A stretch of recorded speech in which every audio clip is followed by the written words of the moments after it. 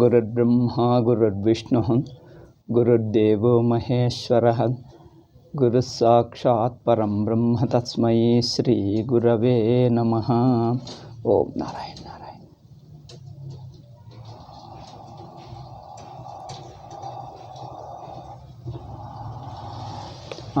ನಾವು ಇವತ್ತು ಶನಿವಾರ. ವಿಷಯವೇನು ಅಂದರೆ ಮಿಸ್ಕನ್ಸೆಪ್ಷನ್ಸ್ ಅಬೌಟ್ ಶಂಕರರ ಕುರಿತು ಜನರಲ್ಲಿರುವ ಕೆಲವು ತಪ್ಪು ತಿಳುವಳಿಕೆಗಳು, ತಪ್ಪು ಗ್ರಹಿಕೆಗಳು. ಒಂದು, ನಾವು ಏನು ಚರ್ಚೆ ಮಾಡ್ತಾ ಇದ್ದೀವಿ, ಯಾವುದು ಚರ್ಚೆ ಮಾಡ್ತಾ ಇದ್ದೀವಿ ಅಂದರೆ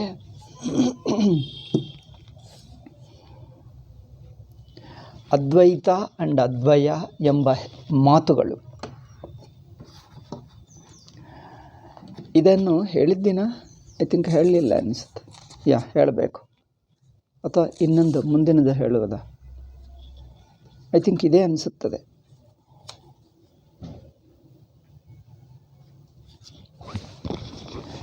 ಅಂದರೆ ಏನು? ಅದ್ವೈತ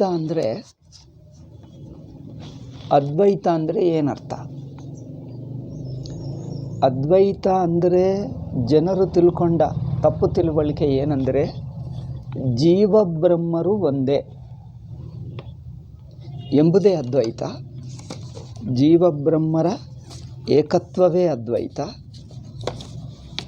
ಎಂದು ಅವರ ಅಭಿಪ್ರಾಯ. ಜೀವ ಬ್ರಹ್ಮ ಒಂದೇ ಎಂದು ಹೇಳಿದ್ದರೆ ಅದ್ವೈತ ಎಂದು, ಮತ್ತು ಅದ್ವಯ ಅಂದರೆ ಇನ್ನೇನೋ ಬೇರೆ ಎಂದು ತಿಳ್ಕೊಂಡು ಬಿಟ್ಟ. ಅದ್ವಯ ಅಂದರೆ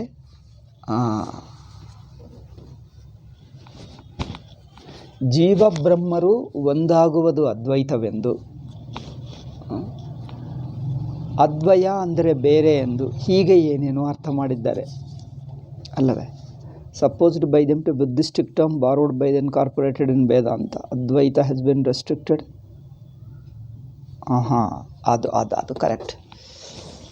ಅದ್ವೈತ ಅಂದರೆ ಜೀವಬ್ರಹ್ಮರ ಏಕತ್ವವೇ. ಆದರೆ ಭಾಷ್ಯಕಾರರು ಹೇಳಿದ್ದೇನೆಂದರೆ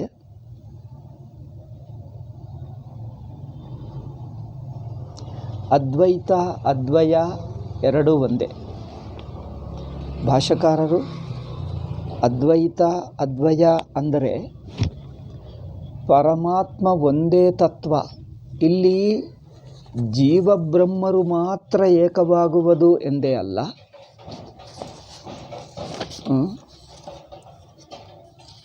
ಏನಂದರೆ ಮಿಕ್ಕ ವಿಷಯಗಳನ್ನು ನೋಡೋಣ. ಮಿಕ್ಕ ವಿಷಯಗಳು ಅಂದ್ರೇನು? ಇದು ಹೇಳಿದ್ದೀವ, ಆತ್ಮೈಕತ್ವ, ಬ್ರಹ್ಮೈಕತ್ವ, ಅಥವಾ ಈಗಲೇ ಹೇಳಬೇಕಾ? ಆತ್ಮ ಏಕತ್ವ ಅಂದರೆ ಲೌಕಿಕವಾಗಿ ಏನು ತಿಳ್ಕೊಳ್ತೀವಿ? ಈ ದೇಹ ಇಂದ್ರಿಯ ಮನಸ್ಸುಗಳ ಅಭಿಮಾನಿ ತಾನು.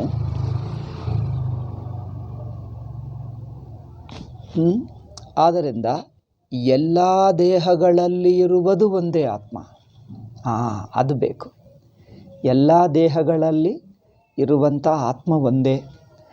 ಆತ್ಮ ಒಂದು ದೇಹಕ್ಕೆ, ಒಂದು ಇಂದ್ರಿಯಗಳಿಗೆ, ಮನಸ್ಸುಗಳಿಗೆ ಪರಿಮಿತವಾಗಿದ್ದಲ್ಲ.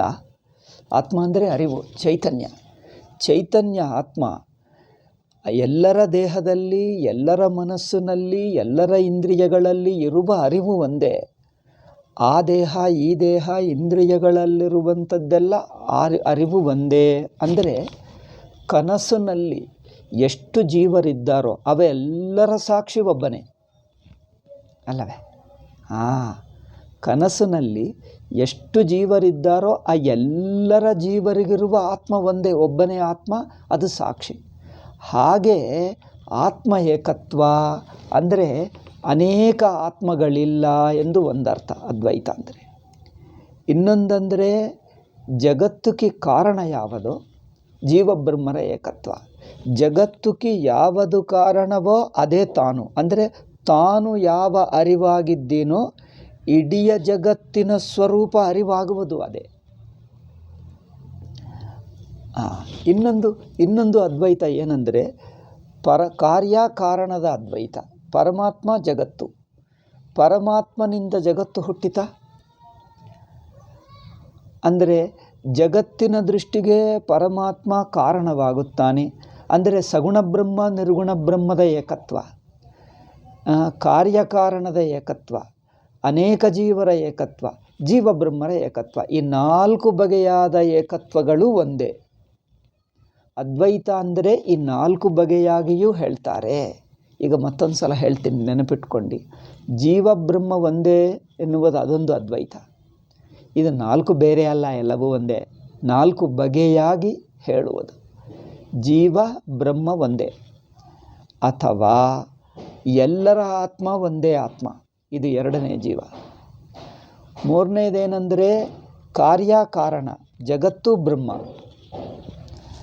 ಕಾರ್ಯಕಾರಣ ಒಂದೇ. ಚಿನ್ನ ಆಭರಣಗಳೆಲ್ಲ ಒಂದೇ, ಆಭರಣಗಳು ಬೇರೆ ಅಲ್ಲ. ಆಭರಣಗಳೆಲ್ಲ ಸೇರಿಕೊಂಡು ಚಿನ್ನವೇ, ಚಿನ್ನ ಆಭರಣ ಒಂದೇ. ಅಂದರೆ ಕಾರ್ಯಕಾರಣದ ಏಕತ್ವವು ಅದ್ವೈತವೇ ಹೇಳಲ್ಪಡುತ್ತದೆ. ಸಗುಣ ಬ್ರಹ್ಮ ನಿರ್ಗುಣ ಬ್ರಹ್ಮ ಅಪರಬ್ರಹ್ಮ ಪರಬ್ರಹ್ಮ ಅದು ಒಂದೇ. ಅಂದರೆ ನಾವು ನಾಮಸ್ಮರಣದಲ್ಲಿ ಪೂಜೆಯಲ್ಲಿ ಪೂಜೆ ಮಾಡುವಾಗ ಯಾವ ಬ್ರಹ್ಮನನ್ನು ಪೂಜೆ ಮಾಡ್ತಾ ಇದ್ದೀವಿ ಅಲ್ಲವೇ? ಪೂಜೆ ಮಾಡುವಾಗ ನಾವು ಯಾವ ಬ್ರಹ್ಮವನ್ನು ಪೂಜೆ ಮಾಡ್ತಾ ಇದ್ದೀವಿ?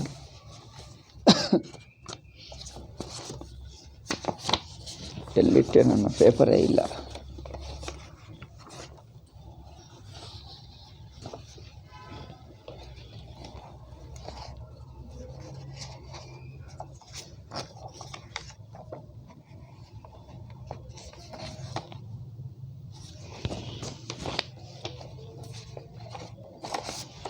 ಯಾವುದೇ ಒಂದು ಪೇಜ್ನಲ್ಲಿ ಹಾಕಿಬಿಡ್ತೀನಿ, ಯಾಕಂದರೆ ಇದು ಹೇಳಿದ್ದು ನಾನೇ ಮರೆತು ಹೋಗ್ತೀನಿ. ಆತ್ಮೈಕತ್ವ ಒಂದು, ಜೀವಬ್ರಹ್ಮರ ಏಕತ್ವ,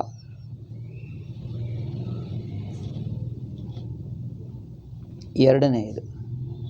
ಇನ್ನೊಂದು ಕಾರ್ಯಕಾರಣ ಏಕತ್ವ, ಕಾರ್ಯಕಾರಣ ಅನನ್ಯತ್ವ. ಈಗ 4ನೇದು ಏನಂದರೆ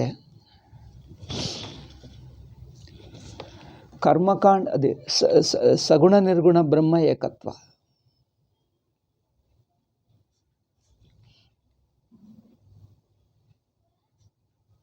ಅಂದರೆ ಉಪಾಸ್ಯ ಬ್ರಹ್ಮ ಜ್ಞೇಯ ಬ್ರಹ್ಮ ಒಂದೇ. ಗೊತ್ತಾಯ್ತಾ? ಇದು ಇಂಪಾರ್ಟೆಂಟೇ ನೋಡಿ. ಅಂದರೆ ಲೌಕಿಕರು ಪೂಜೆ ಮಾಡುವಾಗ, ನಮಸ್ಕಾರ ಮಾಡುವಾಗ ಯಾರನ್ನು ಪೂಜ್ಯ ಭಾವದಿಂದ ನಮಸ್ಕಾರ ಮಾಡ್ತಾ ಇದ್ದಾರೋ, ಎಲ್ಲಿಂದ ಶುರುವಾಗ್ತದೆ?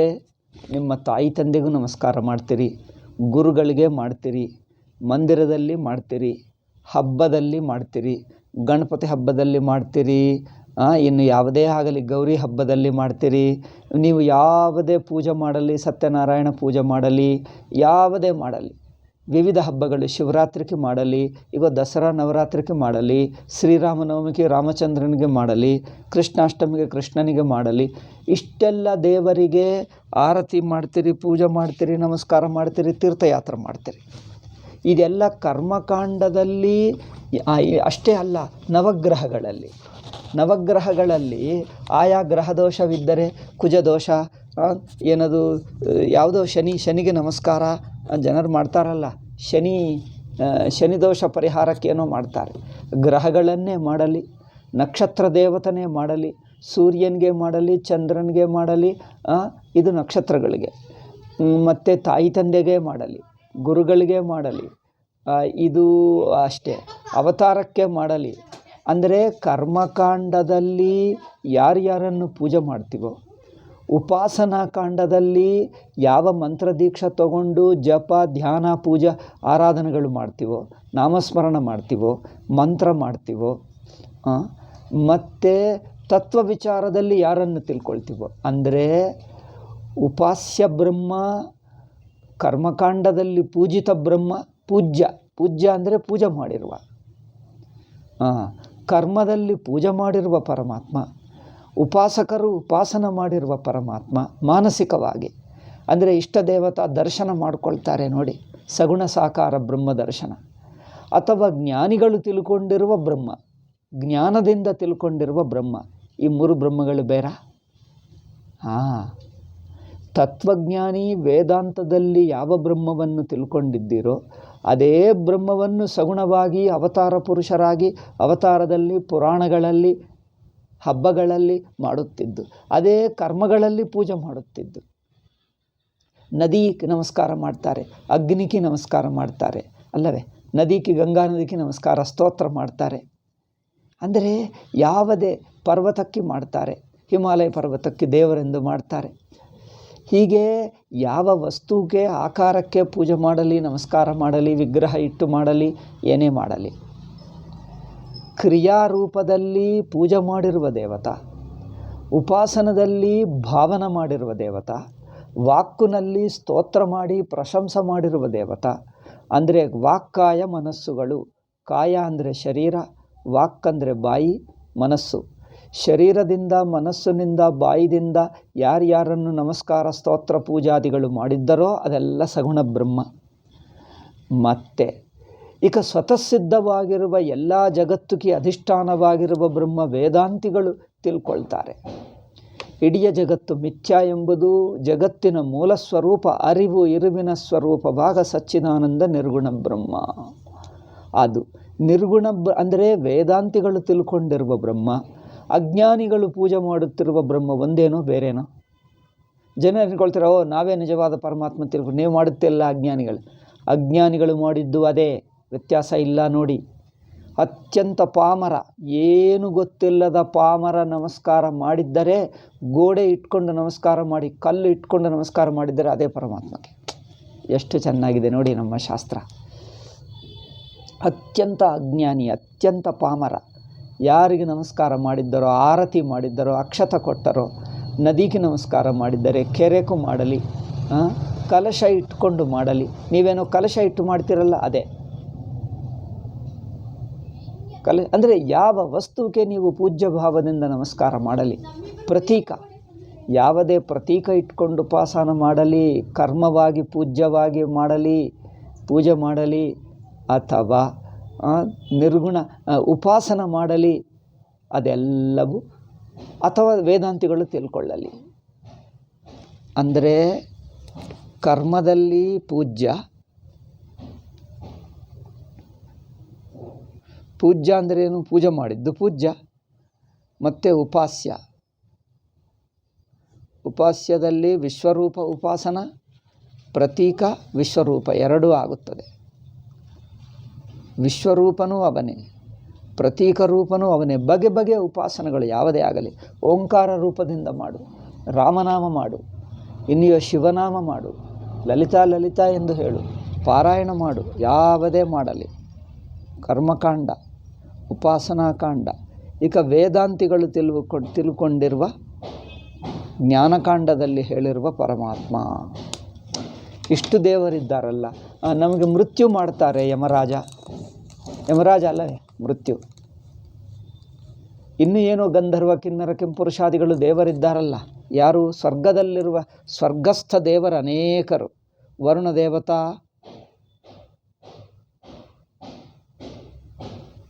ಇನ್ನು ಹೇಳಬೇಕಂದರೆ ಯಾರು? ಪಿತರರು. ಪಿತರರು ಹೇಳ್ತಾರಲ್ಲ, ತೆಲುಗಿನಲ್ಲಿ ಪಿತರರು ಹೇಳ್ತಾರೆ. ನೀವು ಕನ್ನಡದಲ್ಲಿ ಪಿತೃಗಳು, ಕನ್ನಡದಲ್ಲಿ ಪಿತೃಗಳು ಹೇಳ್ತಾರೆ. ಪಿತರರು ತೆಲುಗು ಮಾತಾಯಿತು. ಓಕೆ, ಪಿತೃಗಳು ಮತ್ತು ದೇವರು, ಋಷಿಗಳು, ಇವರಿಗೆಲ್ಲರಿಗೂ ನಮಸ್ಕಾರ ಮಾಡ್ತಿರಲ್ಲ, ಇವರೆಲ್ಲರೂ ಅದೇ ಪರಮಾತ್ಮ. ನೋಡು ಎಷ್ಟು ಚೆನ್ನಾಗಿದೆ. ಜನರು ಹೇಳ್ತಾರೆ, ನೀವೇನು ಕಲ್ಲುಗಳನ್ನು ಪೂಜೆ ಮಾಡ್ತಾಯಿದ್ದೀರಿ, ಕಲ್ಲೇನಿಲ್ಲ, ಎಲ್ಲವೂ ನಮಸ್ಕಾರ ಪರಮಾತ್ಮಕ್ಕೆ. ಯಾರು ಅತ್ಯಂತ ಪಾಮರರು, ಅಜ್ಞಾನಿಗಳು ಯಾರಿಗೆ ಮಾಡಲಿ, ಅದೆಲ್ಲ ಮೂಲ. ಬ್ರಹ್ಮಜ್ಞಾನಿಗಳು ಯಾವ ನಿರ್ಗುಣ ಬ್ರಹ್ಮವನ್ನು ತಿಳ್ಕೊಳ್ತಾ ಇದ್ದಾರೋ ಅದೇ ಪರಮಾತ್ಮಗೆ ನಮಸ್ಕಾರ. ನೀವು ಫೋಟೋ ಇಟ್ಕೊಂಡು ನಮಸ್ಕಾರ ಮಾಡು, ಅವರಿಗೆ ತಲುಪುತ್ತದೆ. ಅದಕ್ಕೋಸ್ಕರನೇ ನಾವು ನಮ್ಮ ಜನರು ಸೂರ್ಯನಿಗೆ, ಚಂದ್ರನಿಗೆ, ಅಗ್ನಿಗೆ, ಭೂಮಿಗೆ, ಮನುಷ್ಯರಿಗೆ ಎಲ್ಲರಿಗೂ ಮಾಡ್ತಾರೆ ನಮಸ್ಕಾರ. ಭಕ್ತಿಯಿಂದ ಮಾಡ್ಕೋ, ಎಲ್ಲವೇ ಪರಮಾತ್ಮ. ಅದರಿಂದ ನಮಗೆ ಆ ದೇವರು ಈ ದೇವರು, ಒಬ್ಬ ದೇವರ ಇಬ್ಬರು ದೇವರ ಆ ಮಾತೇ ಇಲ್ಲ. ದೇವರು ಒಬ್ಬರ ಇಬ್ಬರಾದರೇನು, ಒಬ್ಬರಾದರೇನು, 10 ಆದರೇನು, 100 ಆದರೇನು, ಎಲ್ಲವೂ ಒಂದೇ. ಪರಮಾತ್ಮ ಒಂದೇ. ಬಗೆ ಬಗೆ ರೂಪಗಳಲ್ಲಿ ಯಾವ ದೇವರಿಗೆ ನಮಸ್ಕಾರ ಮಾಡಿದ್ದರೂ ಅದೇ ಪರಮಾತ್ಮ. ಅಂದರೆ ಪೂಜೆಯಲ್ಲಿ ಪೂಜೆ ಮಾಡಿರುವ ದೇವರು, ಮನಸ್ಸಿನಿಂದ ಉಪಾಸ್ಯ ದೇವತ ಉಪಾಸನ ಮಾಡಿರುವ ದೇವರು, ಜ್ಞಾನದಿಂದ ವೇದಾಂತಿಗಳು ತಿಳ್ಕೊಂಡಿರುವ ಜ್ಞಾನಸ್ವರೂಪ ನಿರ್ಗುಣ ದೇವರು, ಎಲ್ಲರೂ ಒಂದೇ ದೇವ. ಸಗುಣ ನಿರ್ಗುಣ ಬ್ರಹ್ಮ, ಕಾರ್ಯಬ್ರಹ್ಮ, ಉಪಾಸ್ಯ ಬ್ರಹ್ಮ, ಜ್ಞೇಯ ಬ್ರಹ್ಮ, ಎಲ್ಲ ಒಂದೇ. ಇದು ಅದ್ವೈತವೇ. ಈಗ ಗೊತ್ತಾಯ್ತಾ? ಅದ್ವೈತ ಅಂದರೆ 4 ಬಗೆ ಅದ್ವೈತ ಆಯಿತು. 4 ಬಗೆ ಆಯಿತಾ? ಒಂದು ಜೀವಬ್ರಹ್ಮ ಒಂದು ಎಂದು ಹೇಳುವುದು ಒಂದು ಅದ್ವೈತ. ಒಂದು ಬಗೆ ಹೇಳುವುದು. ಅದ್ವೈತಗಳು 4 ಇಲ್ಲ. ಒಂದೇ ಅದ್ವೈತ ತತ್ವವನ್ನು 4 ಬಗೆ ಹೇಳುವುದು, ತಿಳ್ಕೊಳ್ಳುವುದು. ಬಟ್ ಇರುವುದೊಂದೇ. ಪರಮಾತ್ಮ ತತ್ವ ಒಂದೇ. ಪರಮಾರ್ಥ ಒಂದೇ. ಪರಮಾರ್ಥ ತತ್ವವನ್ನು ಅದೇ ಒಂದೇ ಪರಮಾತ್ಮ ತತ್ವ. ಪರಮಾರ್ಥ ತತ್ವ ಒಂದೇ, ಅಲ್ಲಿ ವ್ಯತ್ಯಾಸ ಇಲ್ಲ. ಹೀಗೆ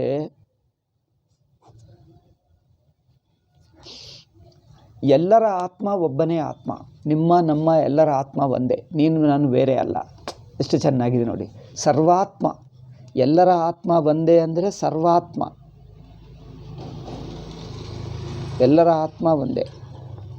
ಜೀವಬ್ರಹ್ಮ ಏಕತ್ಮ, ಇದೇನೆಂದರೆ ಏಕಾತ್ಮ. ಸರ್ವಾತ್ಮ ಏಕಾತ್ಮ. ಇನ್ನೊಂದೇನು?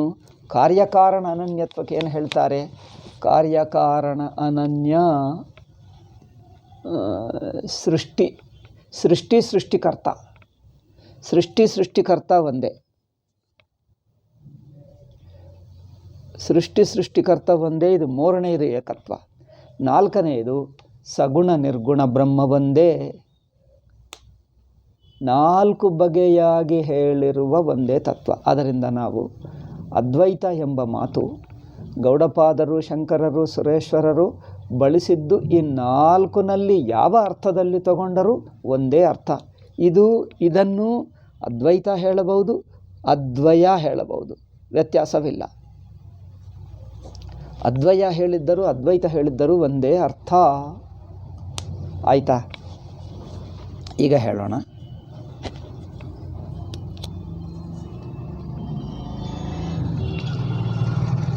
ಇದು ಸಗುಣ ನಿರ್ಗುಣದಕ್ಕೆ ಒಂದು ಉದಾಹರಣೆ ಕೊಟ್ಟರು. ಈಗ ನಿಮಗೆ ಉಪನಿಷತ್ತು ವಾಕ್ಯಗಳು ಭಾಷ್ಯವಾಕ್ಯಗಳು ಹೇಳಿದ್ದರೆ ಯಾವ ಸಂದರ್ಭದಲ್ಲಿ ಈ ಏಕತ್ವ ಹೇಳಿದ್ದಾರೋ ಸ್ವಾಮೀಜಿ ಕೆಲವು ಭಾಷ್ಯವಾಕ್ಯಗಳನ್ನು ಉದಾಹರಿಸಿ ಇಲ್ಲಿ ಎಲ್ಲ ಒಂದೇ ಎಂದು ಹೇಳಿದ್ದರೆ ವಾಕ್ಯಗಳು ಉದಾಹರಿಸ್ತಾರೆ. ಈ ವಾಕ್ಯಗಳನ್ನು ಮೊದಲೇ ಓದಿಕೊಂಡರೆ ನಿಮಗೆ ಅರ್ಥವಾಗ್ತದೆ. ಇಲ್ಲದಿದ್ದರೆ ಎಲ್ಲವೂ ಒಂದೇ ಅಲ್ಲವೇ, ಏನು ವ್ಯತ್ಯಾಸ? ಸಗುಣ ನಿರ್ಗುಣ ವಾಕ್ಯಕ್ಕೆ, ಸಗುಣ ನಿರ್ಗುಣ ಏಕತ್ವಕ್ಕೆ ಈ ಒಂದು ವಾಕ್ಯ. ಓಕೆ. ಈಗ ಮಾಯಾ ಮಾತ್ರಮಿದಂ ದ್ವೈತಮದ್ವೈತಂ ಪರಮಾರ್ಥತಃ. ಈಗ ಮಾಯಾ ಮಾತ್ರ ಅಂದರೆ ಜಗತ್ತು ಬ್ರಹ್ಮದ ಒಂದೇ. ಅದ್ವೈತಂ ಪರಮಾರ್ಥೋ ಹಿ ದ್ವೈತಂ ತದ್ಭೇದ ಉಚ್ಯತೆ. ಕಾರ್ಯ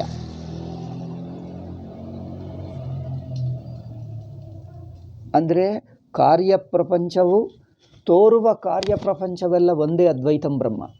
ಇದು ನೋಡಿ, ಈ 4 ಬಗೆಯಾದ ಅದ್ವೈತ ಎಂಬುದು ನಮ್ಮ ಶಾಸ್ತ್ರಗಳಲ್ಲಿ ಕಂಡುಬರ್ತದೆ. ನಮ್ಮ ಸಂಪ್ರದಾಯದಲ್ಲಿ, ನಮ್ಮ ಸಮಾಜದಲ್ಲಿ, ಕುಟುಂಬಗಳಲ್ಲಿ ಎಲ್ಲರಿಗೂ ಗೊತ್ತು. ಈ 4 ಬಗೆಯಾದ ಒಂದೇ ವಸ್ತು ಎಂದು ಹೇಳ್ತೀವಿ.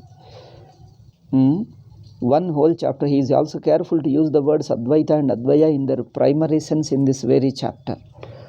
See, Advaitam swasiddhantavyavastasu dvaitino nischitadrudam. Where Advaita non-duality is contrasted with Dvaita, there is no question of the non-difference between Jiva and Brahman.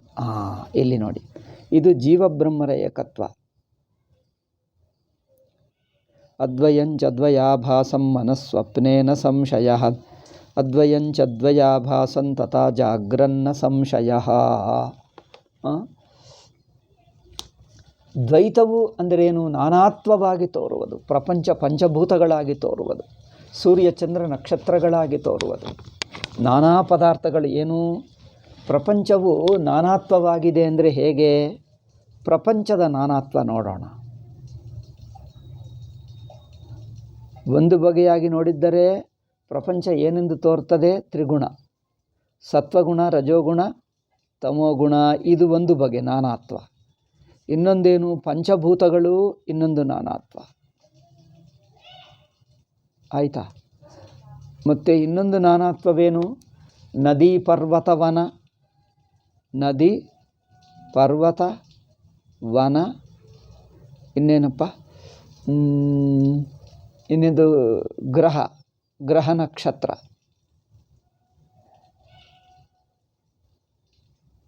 ಗ್ರಹಗಳು, ನಕ್ಷತ್ರಗಳು, ನದಿ, ಪರ್ವತ, ಇದು ಒಂದು ಬಗೆಯಾದ, ಇದು ನಾನಾತ್ವ.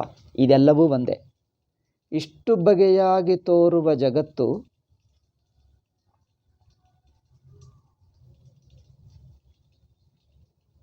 ಇದೆಲ್ಲ ಒಂದೇ.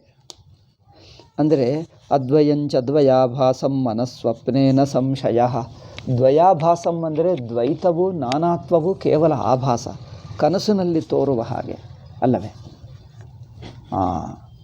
Next, the subject and object is denied. The word advaya primarily means consisting of two constituents. There is absolutely no justification for the view of those that insist that the word advaya necessarily implies something exclusively epistemic, whereas Advaita is ontological. ಓಹೋ, ಇದಾ ಅದ್ವಯ ಅಂದರೆ ಒಂದೆಂಬುವ ಜ್ಞಾನ, ಏಕತ್ವ ಜ್ಞಾನ ಎಂಬುದು. ಅದ್ವೈತ ಅಂದರೆ ಅದ್ವಿತೀಯ ವಸ್ತುವೆನ್ನುವುದು. ಹೀಗೆ ತಿಳ್ಕೊಂಡು ಬಿಟ್ಟರು ಅವರು ತಿಳ್ಕೊಂಡಿದ್ದು. ಇದೆಲ್ಲ ಟೆಕ್ನಿಕಲ್, ನಮಗೆ ಬೇಕಾಗಿಲ್ಲ. ಇದು ಸ್ವಾಮೀಜಿ ಪಂಡಿತರಿಗೆ ಹೇಳ್ತಾ ಇದ್ದಾರೆ. ನಿಮಗೆ ಹೇಳಿದ್ದರೆ ಕನ್ಫ್ಯೂಷನ್, ಗೊಂದಲ ಹೆಚ್ಚಾಗಿ ಬಿಡ್ತದೆ. ಏಕೆಂದರೆ ಇನ್ನೊಬ್ಬರ ತಪ್ಪು ತಿಳುವಳಿಕೆಯನ್ನು ನಾವು ತಿಳ್ಕೊಳ್ಳಬೇಕು. ಅವರ ತಪ್ಪು ನಮಗಿಲ್ಲವೇ ಇಲ್ಲ. ನಮಗೆ ಇಲ್ಲದ ತಪ್ಪು ಇನ್ನೊಬ್ಬರ ತಪ್ಪು ತಿಳ್ಕೊಳ್ಳುವಕ್ಕೆ ಹೋದರೆ ತಿಳ್ಕೊಳ್ತಾ ನಮ್ಮ ಬುದ್ಧಿ ಹಾಳಾಗಿಬಿಡ್ತದೆ. ಅವರ ಪಂಡಿತರ ತಪ್ಪು. ಈ ವ್ಯತ್ಯಾಸ ಏನು ತೋರಿಸಲ್ಲ, ತಪ್ಪು ವ್ಯತ್ಯಾಸ. ಈ ತಪ್ಪೇನು? ಅದ್ವೈತ ಅಂದರೆ ಅವರೇನು ತಿಳ್ಕೊಂಡರು? ವಸ್ತುತತ್ವ ಅದ್ವೈತ. ಅದ್ವೈತ ಅಂದರೆ ವಸ್ತುತತ್ವ ಒಂದೇ, ಇದು ಅದ್ವೈತ ಅಂತೆ ಅವರಿಗೆ. ಅದ್ವಯ ಅಂದರೆ ಜ್ಞಾನದ ಏಕತ್ವ ಜ್ಞಾನ ಅಂದರೆ ಅಂತೆ.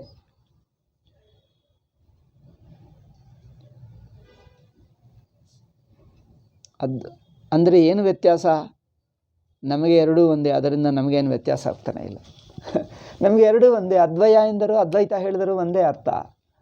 ಅದ್ವಯ ಅಂದರೆ ಅವರೇನು ಮಾಡಿದರು ವ್ಯತ್ಯಾಸ? ಇದು ನಿಮಗೆ ಅರ್ಥವಾದರೆ ಇಟ್ಕೊಂಡು, ಇಲ್ಲದಿದ್ದರೆ ಬಿಡಿ. ಓಕೆ, ಇದು ಸುಮ್ಮನೆ ಕೇಳಿಬಿಟ್ಟು ಬಿಡಿ. ಅಥವಾ ನಿಮ್ಗೆ ಅರ್ಥವಾಗದಿದ್ದರೂ ಪರವಾಗಿಲ್ಲ, ಏಕೆಂದರೆ ಇದು ಅವರ ತಪ್ಪು ತಿಳುವಳಿಕೆ, ನಮಗೆ ಏಕೆ. ಆದರೂ ಯಾರಿಗಿಷ್ಟವೋ, ಪಾಂಡಿತ್ಯ ಇಷ್ಟವೋ ಅವರಿಗೆ ಮಾತ್ರ ಹೇಳ್ತೀನಿ, ಮಿಕ್ಕ ಜನರು ಬಿಡಬಹುದು. ನಮಗೆ ಅದ್ವಯ ಎಲ್ಲ ಒಂದೇ. ಅವರೇನು ಹೇಳ್ತಾರಂದರೆ, ಅದ್ವೈತ ಅಂದರೆ ತತ್ವ ಒಂದಾಗಿರುವುದು ಅದ್ವೈತ ಅಂತೆ. ಅದ್ವಯ ಅಂದರೆ ನಾನು ತಿಳ್ಕೊಳ್ಳುವುದು, ಒಂದಾಗಿ ತಿಳ್ಕೊಳ್ಳುವುದು ಅದ್ವಯ ಅಂತೆ. ಇದೇನು ವ್ಯತ್ಯಾಸಪ್ಪ? ನಮಗೆ ಎರಡೂ ಒಂದೇ, ವ್ಯತ್ಯಾಸನೇ ಇಲ್ಲ.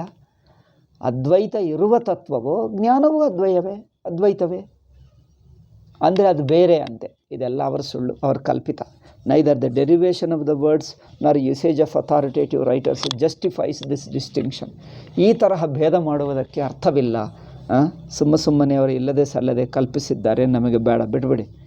Okay, while it is true that at the vyavaharika level where Brahmajnana is taught, Brahman has to be regarded as ontic and its knowledge is epistemic. Brahman is ontic and its knowledge is epistemic. Ontology, epistemology ಎಲ್ಲ ನಮಗೆ ಅನಾವಶ್ಯಕ, ಬೇಡ. The ultimate intuition of Brahman is neither ontological nor epistemological. ಅಬ್ಬಾ, beautiful. ಎರಡೂ ಒಂದೇ. ಶಂಕರ ಸ್ವಾಮೀಜಿ ಹೇಳ್ತಾ ಇದ್ದಾರೆ, ಅದ್ವೈತ ಎರಡೂ ಒಂದೇ. So it is actually truth and reality in one, and therefore it is both Advaitam and Advayam in the primary sense of those words. Okay, ಸಾಕು. ಈಗ ಮುಂದಿನ ಮಾತು. ಈ ಪಾಯಿಂಟ್ ಮುಗಿಸಿಬಿಟ್ಟಿದ್ದೀವಲ್ಲ, 18ನೇ ಪಾಯಿಂಟ್ ಆಯಿತು, ಭ್ರಾಂತ ಬ್ರಹ್ಮವಾದ. The doctrine that Paramatman. ಈಗ ಮುಂದಿನ ಅಂಶ ಹೇಳೋಣ. ಇನ್ನೊಂದು ತಪ್ಪು ತಿಳುವಳಿಕೆ. ಅವರ ತಪ್ಪು ತಿಳುವಳಿಕೆಗಳು ತಿಳ್ಕೊಳ್ತಾ ನಮ್ಮ ಬುದ್ಧಿ ಹಾಳಾಗ್ತದೆ, ಗೊತ್ತಾ? ಕೆಲವೊಮ್ಮೆ ಇನ್ನೊಬ್ಬರು ಏನು ತಪ್ಪು ತಿಳ್ಕೊಳ್ಳರೂ ನಮಗೆ ಅರ್ಥವೇ ಆಗಲ್ಲ. ಏಕೆಂದರೆ ಅವರ ತಪ್ಪು ತಿಳುವಳಿಕೆ ಎಷ್ಟು ಮೂರ್ಖ ಇರುತ್ತದೆ ಅಂದರೆ, ನಮಗೆ ಸರಿಯಾಗಿದ್ದು ಅರ್ಥವಾಗಿರುವವರನ್ನು ಗೊಂದಲ ಮಾಡಿಬಿಡ್ತಾರೆ. ಸರಿಯಾಗಿ ಅರ್ಥ ಮಾಡಿಕೊಂಡವರನ್ನು ಈ ತಪ್ಪು ತಿಳುವಳಿಕೆ ವಾದಿಗಳು ಗೊಂದಲ ಮಾಡಿಬಿಡ್ತಾರೆ.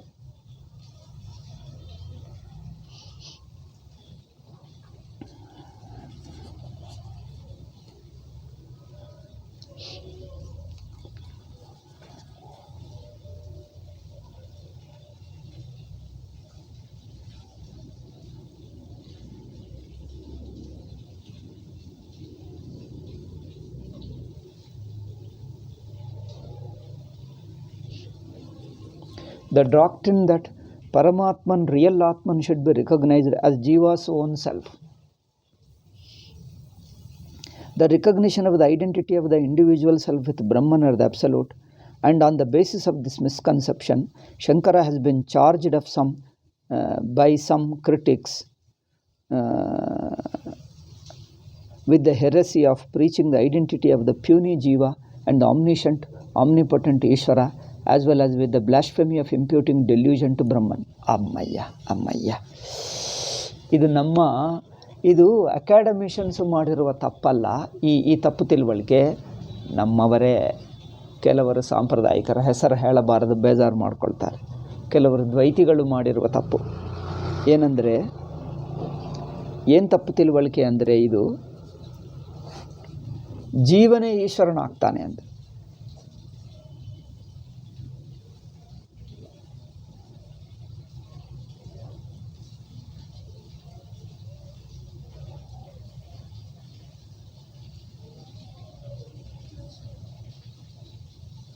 ಜೀವನೇ ಈಶ್ವರನು,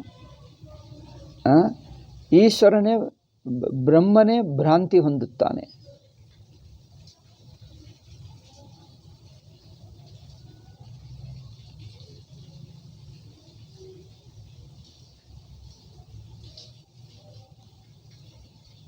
Shankara, however, has anticipated all such hyper-criticisms by pointing out that Badarayana himself has recommended the contemplation on the mutual identity of Jiva and Ishvara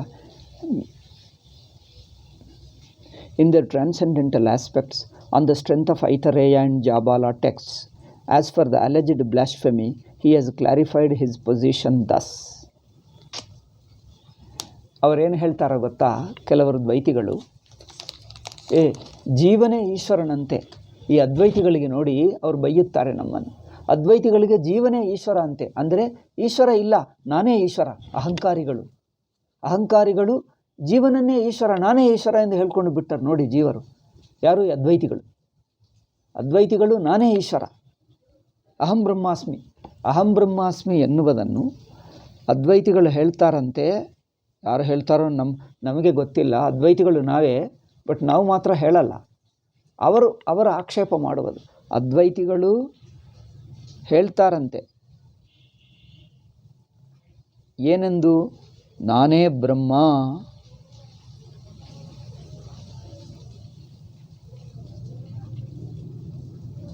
ನೇನೇ ಬ್ರಹ್ಮ ಎಂದು, ನಾನೇ ಬ್ರಹ್ಮ ಎಂದು ಹೇಳಿ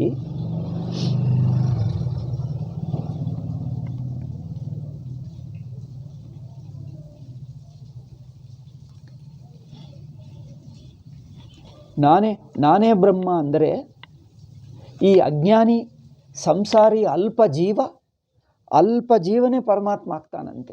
ಈಗ ನನಗಿಂತ ಬೇರೆ ಈಶ್ವರನಿಲ್ಲ. ಇದರಿಂದ ಜೀವನಿಗೆ ಎಷ್ಟು ಅಹಂಕಾರ ನೋಡಿ. ನಿಜವಾಗಿ ಜೀವರು ಈಶ್ವರನಿಗೆ ಭಕ್ತನಾಗಿ ವಿನಯಶೀಲನಾಗಿ ಶರಣಾಗತನಾಗಬೇಕು. ನಾನೇ ಬ್ರಹ್ಮ ಎಂದು ಹೇಳಿಕೊಳ್ಳುವುದು ಎಷ್ಟು ದುರಹಂಕಾರ. ಅವರು ಹೇಳ್ತಾರೆ ಇದು ಒಂದು ಅಹಂಕಾರವಂತೆ. ಈ ಅಹಂಕಾರವನ್ನು ಅದ್ವೈತಿಗಳು ಹೇಳ್ಕೊಡ್ತಾ ಇದ್ದಾರೆ. ನಾನೇ ಬ್ರಹ್ಮ ಎಂದು ಅದ್ವೈತಿಗಳು ಹೇಳ್ಕೊಳ್ತಾ ಇದ್ದಾರೆ ಎಂಬುದು, ಜೀವನೇ ಬ್ರಹ್ಮ ಎಂದು ಹೇಳ್ಕೊಳ್ತಾರೆ ಎನ್ನುವುದು ಇದೊಂದು ಅವರ ತಪ್ಪು ತಿಳುವಳಿಕೆ. ಅವರ ತಪ್ಪು ತಿಳುವಳಿಕೆ ಅದ್ವೈತಿಗಳ ಮೇಲೆ ಹಾಕಿ ಇವರು ಹೀಗೆ ಮಾಡ್ತಾರೆ ಎಂದು ಹೇಳಿದ್ದಾರೆ. ಎರಡನೇ ತಪ್ಪು ತಿಳುವಳಿಕೆ ಏನಂದರೆ, ಪರಮಾತ್ಮ ಅದ್ವೈತಿಗಳು ಹೀಗೆ ತಿಳ್ಕೊಂಡರು ಎಂದು ಅವರ ತಪ್ಪು ತಿಳುವಳಿಕೆ. ಏನು ಹೇಳ್ತಾರೋ ಗೊತ್ತಾ? ಪರಮಾತ್ಮನಲ್ಲಿ ಅಜ್ಞಾನ ಇರುತ್ತದಂತೆ, ತನ್ನ ಅಜ್ಞಾನಕ್ಕೆ ತಾನು ಒಳಗಾಗಿ ತಾನೇ ಪರಮಾತ್ಮ, ಹೀಗೆ ಅದ್ವೈತಿಗಳು ತಿಳ್ಕೊಳ್ತಾರೆ ಎಂಬುದು ಅವರು ತಿಳ್ಕೊಂಡಿರುವ ತಪ್ಪು ತಿಳುವಳಿಕೆ. ನೋಡಿ, ಪರಮಾತ್ಮದಲ್ಲಿ ಅಜ್ಞಾನವಿರುತ್ತದಂತೆ, ತನ್ನ ಅಜ್ಞಾನದಿಂದ ತಾನೇ ಅಜ್ಞಾನಕ್ಕೆ ಒಳಗಾಗಿ ಮೋಹಗೊಂಡು, ಅಲ್ಲವೇ, ಅಜ್ಞಾನಕ್ಕೆ ಒಳಗಾಗಿ ಮೋಹಗೊಂಡು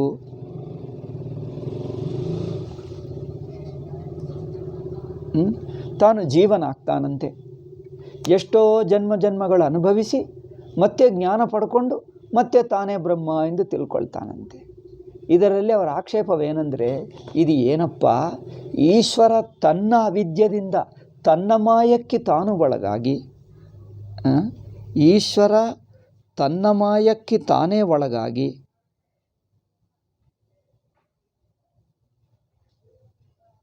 ತನ್ನ ಮಾಯದಿಂದ ತಾನೇ ಮೋಹವನ್ನು ಹೊಂದಿ ಜೀವನಾಗಿ ಬಿಡ್ತಾನಂತೆ.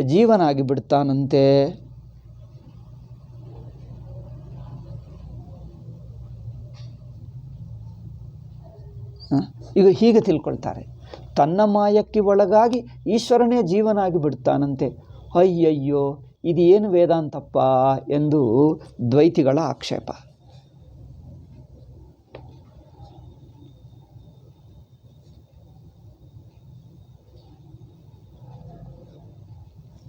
ಇದಕ್ಕೆ ಒಂದು ಸ್ವಾಮೀಜಿ ಹೇಳ್ತಾರೆ, ಸ್ವಾಮೀಜಿ ಏನೋ ಇಲ್ಲಿ ವಿಸ್ತಾರವಾಗಿ ಹೇಳಲಿಲ್ಲ, ಸುಮ್ಮನೆ ಸ್ವಲ್ಪ ಹೇಳಿಬಿಟ್ಟರು. ನಾನು ಪುಸ್ತಕ ಹುಡುಕಿ ಮುಂದಿನ ಪಾಠದಲ್ಲಿ ಹೇಳ್ತೀನಿ. ಇದು ಬ್ರಹ್ಮಸೂತ್ರದಲ್ಲಿ, ಉಪನಿಷತ್ತುಗಳಲ್ಲಿ ಇಲ್ಲಿ ಹೇಳಿದೆ ಎಂದು ಬಿಟ್ಟರು. ಸ್ವಾಮೀಜಿ ವಿಸ್ತಾರವಾಗಿ ಹೇಳ್ತಾ ಇಲ್ಲ. ಅಲ್ಲಿ ಹೇಳಿದೆ ಬ್ರಹ್ಮಸೂತ್ರ ಅಂದರೆ ಏನು? ಐತರೇಯ ಉಪನಿಷತ್ತಿನಲ್ಲಿ, ಜಾಬಾಲ ಉಪನಿಷತ್ತಿನಲ್ಲಿದೆ. ಅದನ್ನೇ ಬ್ರಹ್ಮಸೂತ್ರದಲ್ಲಿ ಬಾದರಾಯಣ ಆಚಾರ್ಯರು, ಬ್ರಹ್ಮಸೂತ್ರಕಾರರು, ಬ್ರಹ್ಮಸೂತ್ರ ಬರೆದಿರುವ ಆಚಾರ್ಯರು, ಗುರುಗಳು, ದೊಡ್ಡ ಗುರುಗಳು ಏನು ಹೇಳಿದ್ದಾರೆ ಅಂದರೆ, ಜೀವನೇ ಈಶ್ವರ, ಈಶ್ವರನೇ ಜೀವ ಎಂಬುದು ಪಾರಮಾರ್ಥಿಕ ತತ್ವದಲ್ಲಿ ಹೇಳಿದ್ದರೆ ಹೊರತು ದೇಹೇಂದ್ರಿಯ ಮನಸ್ಸುಗಳ ಅಭಿಮಾನಿಯಾಗಿರುವ ಜೀವನಲ್ಲ.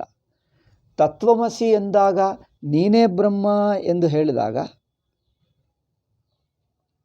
ನೋಡಿ, ತತ್ವಮಸಿ ಅಥವಾ ಅಹಂ ಬ್ರಹ್ಮಾಸ್ಮಿ, ವೇದಾಂತಿಗಳು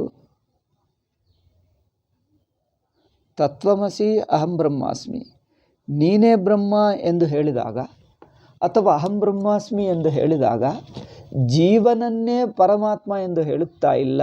ಜೀವನು ಜೀವತ್ವ ಬಿಟ್ಟು ಜೀವನ ಮೂಲ ಸ್ವರೂಪ, ಜೀವನಿಗೆ ಆಧಾರವಾಗಿರುವ ತತ್ವವನ್ನೇ ಪರಮಾತ್ಮ ಹೇಳಿದ್ದಾರೆ ಹೊರತು ಜೀವರೂಪ, ಜೀವನ ಸಂಸಾರ ರೂಪವನ್ನೇ ಪರಮಾತ್ಮ ಎಂದು ಹೇಳಲಿಲ್ಲ. ನೋಡಿ, ಸಂಸಾರಿಯನ್ನೇ ಪರಮಾತ್ಮ ಎಂದು ಹೇಳಲಿಲ್ಲ. ಜೀವನೇ ಬ್ರಹ್ಮ ಅಂದರೆ ಸಂಸಾರೇ ಈಶ್ವರ ಎಂದು ಅರ್ಥವಲ್ಲ. ನೋಡಿ, ಸಂಸಾರೇ ಈಶ್ವರ ಎಂದರ್ಥವಲ್ಲ. ಸಂಸಾರಿಯಾಗಿರುವ ಜೀವನೇ ಪರಮಾತ್ಮ ಎಂದರ್ಥವಲ್ಲ. ಸಂಸಾರಿತ್ವವನ್ನು ಕಲ್ಕೊಂಡುವುದು ಪರಮಾತ್ಮ ಎಂದು ಹೇಳಿದ್ದಾರೆ. ಸಂಸಾರಿಯೇ ಪರಮಾತ್ಮ ಎಂದು ಹೇಳಲಿಲ್ಲ. ಸಂಸಾರಿಯ ಸಂಸಾರಿತ್ವವು ಕಲ್ಪಿತ, ನಿಜವಲ್ಲ. ಸಂಸಾರಿ ನಾನು ಸಂಸಾರಿಯಲ್ಲ ಎಂದು ತಪ್ಪು ತಿಳುವಳಿಕೆಯನ್ನು ಪಕ್ಕಕ್ಕಿಟ್ಟು ಸಂಸಾರಿ ರಹಿತವಾಗುವುದು, ಸಂಸಾರವಿಲ್ಲದೆ ಆಗಿ ತನ್ನ ಅಂತರಾತ್ಮನನ್ನು ತಿಳ್ಕೊಳ್ಳುವುದು, ಅದು ಬ್ರಹ್ಮ. ಇದು ವೇದಾಂತಿಗಳದು. ಇದು ಅವರಿಗೆ ಅರ್ಥವಾಗಲಿಲ್ಲ. ಸಂಸಾರಿ ಸಂಸಾರವನ್ನು ಕಲ್ಕೊಂಡು ತನ್ನ ಅಂತರಾತ್ಮವಾಗಿರುವ ಸಚ್ಚಿದಾನಂದ ಸ್ವರೂಪವನ್ನು ಈಶ್ವರ ಎಂದು ಹೇಳಿದ್ದಾರೆ. ಇದು ಅವರಿಗೆ ಅರ್ಥವಾಗದೆ ತಪ್ಪು ತಿಳ್ಕೊಂಡರು. ಈಗ ಇನ್ನೊಂದು ಎರಡನೇದಂದು ಏನಂದರೆ, ಅವರು ಮಾಯದಿಂದ ಈಶ್ವರನೇ ಜೀವನಾಗುತ್ತಾನೆ ಅಂದರೆ, ಮಾಯದಿಂದ ಈಶ್ವರನು ಜೀವನಾಗಲ್ಲ. ಜೀವನಾಗಿರುವವನಿಗೆ ಮಾಯದಿಂದ ಜೀವತ್ವ ತೋರುತ್ತದೆ ಬ್ರಹ್ಮಗೆ ತೋರಲ್ಲ. ಬ್ರಹ್ಮಗೆ ಯಾವ ಮಾಯದಿಂದಾಗಲಿ ಯಾವುದಿಂದಾಗಲಿ ಬ್ರಹ್ಮವಾಗೇ ಇರುತ್ತಾನೆ. ಬ್ರಹ್ಮ ಎಂದಿಗೂ ಜೀವನಾಗಲಿಲ್ಲ. ಜೀವ ಎಂದು ಅನಿಸುವವನಿಗೆ ಮಾಯ ಇದೆ. ಜೀವ ಎಂದು ಯಾರಿಗೆ ಅನಿಸುತ್ತಾ ಇದೆಯೋ ಆ ಅನಿಸುತ್ತಿರುವ ಅನಿಸಿಕೆಯಲ್ಲಿ ಮಾಯಾಂಶ ಇದೆ, ಬ್ರಹ್ಮದಲ್ಲಿಲ್ಲ. ಬ್ರಹ್ಮ ಭ್ರಾಂತಿ ಆಗಲಿಲ್ಲ. ಭ್ರಾಂತಿಯಾಗಿರುವ ಜೀವನೇ ಭ್ರಾಂತ. ಭ್ರಾಂತಿಯಲ್ಲಿರುವ ಜೀವನಿಗೆ ಭ್ರಾಂತಿ ಹೊರತು ನೋಡಿ, ಭ್ರಾಂತಿಯಲ್ಲಿರುವ ಜೀವನಿಗೆ ಭ್ರಾಂತಿ, ಭ್ರಾಂತಿಯಲ್ಲಿರುವ ಜೀವನಿಗೆ ಭ್ರಾಂತಿ ಅಷ್ಟೇ ಹೊರತು ಬ್ರಹ್ಮಕ್ಕೆ ಭ್ರಾಂತಿ ಇಲ್ಲ. ನೋಡಿ, ಭ್ರಾಂತಿಯಲ್ಲಿರುವ ಜೀವನಿಗೆ ಭ್ರಾಂತಿ. ಭ್ರಾಂತಿ ಯಾರಿಗೆ? ಆ ಜೀವ ಬುದ್ಧಿಗೆ. ಬರೀ ಜೀವ ಬ್ರಹ್ಮ ಹೇಳಿದ್ದಿರಲ್ಲ. ನೋಡಿ, ಜೀವನು ಬ್ರಹ್ಮ ಎಂದು ಹೇಳಿದ್ದರೆ ಭ್ರಾಂತಿ ಬಿಡಿಸಿ ಭ್ರಾಂತಿ ಇಲ್ಲದಿರುವ ಬ್ರಹ್ಮಕ್ಕೆ ಬ್ರಹ್ಮ ಹೇಳಿದ್ದೇವೆ ಹೊರತು ಆ ಭ್ರಾಂತ ಜೀವನಿಗೆ ಇದೆ, ಬ್ರಹ್ಮಕ್ಕಿಲ್ಲ. ಇದು ವ್ಯತ್ಯಾಸ ನೋಡಿ. ಭ್ರಾಂತ ಜೀವನಿಗೆ ಇದೆ ಹೊರತು ಬ್ರಹ್ಮಕ್ಕಿಲ್ಲ. ಈ ಎರಡು ವಿಷಯಗಳಲ್ಲಿ ಅವರು ತಪ್ಪಾಗಿ ತಿಳ್ಕೊಂಡರು. ಇದಕ್ಕೆ ಸ್ವಾಮೀಜಿ ಒಂದು ಭಾಷ್ಯಕಾರರನ್ನು ಉದಾಹರಿಸ್ತಾ ಇದ್ದಾರೆ. ಆ ಭಾಷ್ಯವಾಕ್ಯವನ್ನು ಉದಾಹರಿಸಿ ನೋಡೋಣ. ನಹೀಶ್ವರಸ್ಯ ಸಂಸಾರಿಯಾತ್ಮತ್ವಂ ಪ್ರತಿಪಾದ್ಯತೆ. ಈಶ್ವರನೇ ಸಂಸಾರಿ ಎಂದು ಹೇಳುತ್ತಾ ಇಲ್ಲ. ಕಿಂತರ್ಹಿ ಸಂಸಾರಿಗೆ ಸಂಸಾರಿತ್ವವನ್ನು ಬಿಡಿಸಿ ಈಶ್ವರನನ್ನೆಂದು ಹೇಳ್ತಾ ಇದೆ. ಸಂಸಾರಿಣಃ ಸಂಸಾರಿತ್ವ ಅಪೋಹೇನ ಈಶ್ವರಾತ್ಮತ್ವಂ ಪ್ರತಿಪಾದಯಿಷಿತಂ. ಸಂಸಾರಿಗೆ ಸಂಸಾರಿತ್ವವನ್ನು ಬಿಡಿಸಿ ಸಂಸಾರಿತ್ವವಿಲ್ಲದ ಸ್ವರೂಪವನ್ನು ಈಶ್ವರ ಎಂದು ಹೇಳಿದೆ ಹೊರತು ಸಂಸಾರಿತ್ವವನ್ನು ಇಟ್ಟುಕೊಂಡು ಆ ಸಂಸಾರಿಯನ್ನೇ ಈಶ್ವರ ಎಂದು ಹೆಸರಿಟ್ಟಿಲ್ಲ. ನೋಡಿ ವ್ಯತ್ಯಾಸ. ಸಂಸಾರಿಗೆ ಸಂಸಾರಿತ್ವವನ್ನು ಇಟ್ಕೊಂಡು ಅವರಿಗೆ ಈಶ್ವರ ಎಂದು ಹೇಳಲಿಲ್ಲ. ಸಂಸಾರಿಯ ಸಂಸಾರಿತ್ವ ಬಿಡಿಸಿ, ಸಂಸಾರಿತ್ವ ಏಕೆ ಬಂತು? ದೇಹಾಭಿಮಾನ, ಇಂದ್ರಿಯಾಭಿಮಾನ, ಮನಸ್ಸಿನ ಅಭಿಮಾನದಿಂದ ಜನ್ಮ ಮರಣಗಳಿಗೆ ಒಳಗಾಗಿ ಕರ್ತಭೋಕ್ತ ಎಂದು ತಿಳ್ಕೊಳ್ತಾನೆ. ನೋಡಿ, ದೇಹಾದಿಗಳಿಂದ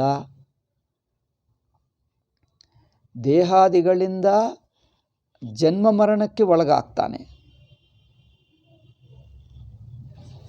ಕರ್ತಭೋಕ್ತ ಆಗುತ್ತಾನೆ.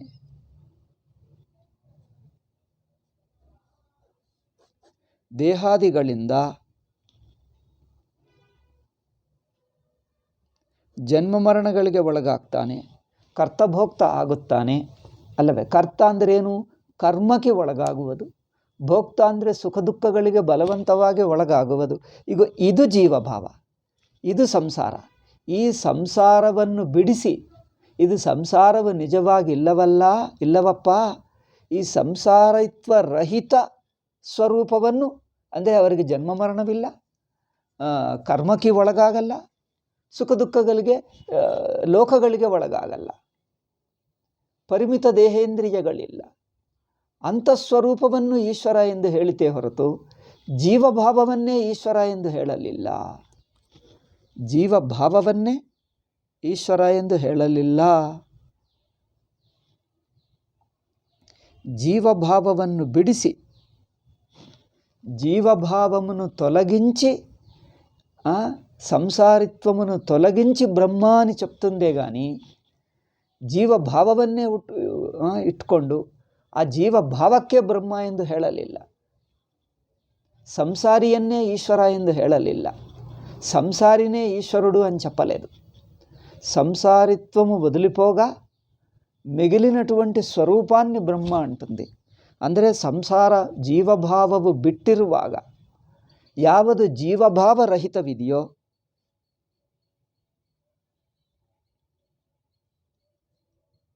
ಜೀವಭಾವರಹಿತವಾಗಿರುವನನ್ನೇ ಈಶ್ವರ ಎಂದು ಹೇಳಿದೆ. ಓಕೆ. ಏವಂಚ ಸತ್ಯ ಅದ್ವೈತೇಶ್ವರಸ್ಯ ಅಪಹತ ಪಾಪಾತ್ಮಾದಿಗುಣತ ವಿಪರೀತ ಗುಣತಾತು ಇತರಸ್ಯ.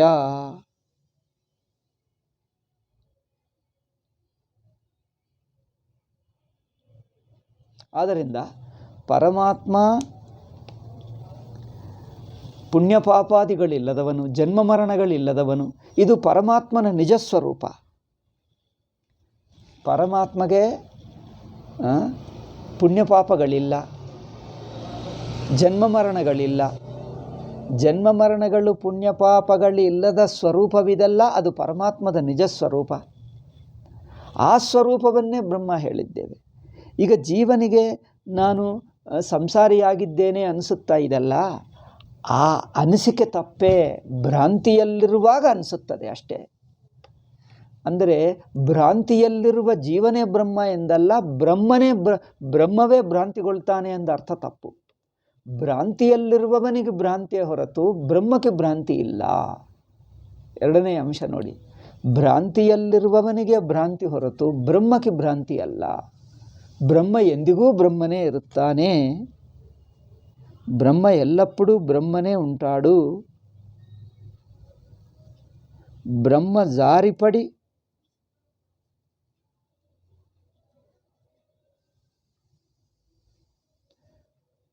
బ్రహ్మ జారిపడి జీవుడు అవుతాడు అని కాదు, బ్రహ్మ జారి బిద్దు జీవనాಗುತ್ತಾನೆ ಎಂದು ಅರ್ಥ ಅಲ್ಲ. ಅಥವಾ ಬ್ರಹ್ಮ ಮಾಯಕ್ಕೆ ಒಳಗಾಗಿ ಜೀವನಾಗುತ್ತಾನೆ ಎಂದು ಅರ್ಥ ಇಲ್ಲ. ನಾವು ಹೇಳಲಿಲ್ಲ.